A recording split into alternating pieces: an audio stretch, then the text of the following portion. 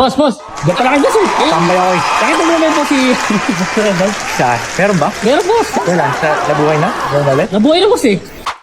Gusto ko pong itama yung mga tingin kong mali as me, as Rendon Labrador.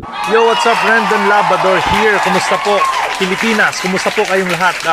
Great weekend po sa lahat ng tao. Bago ko i-discuss yung nangyari, nabully rin po ako. Ito po yung gusto kong masaksihan ninyo sa social media. Kasi ang chance minsan lang dumaan sa buhay natin yan eh. Gusto ko pong itama yung mga tingin kong mali. Hindi ko siya sinampal. Gusto ko lang pong ipakita sa inyo kung sino talaga ako. Gusto ko lang pong magpakatotoo sa inyong lahat. Kasi gusto ko. At wala akong kailangang ipaliwanag sa inyong lahat. Gusto kong gamitin nyo yan na fuel para mas lalo nyo pang maabot yung mga pangarap nyo sa buhay.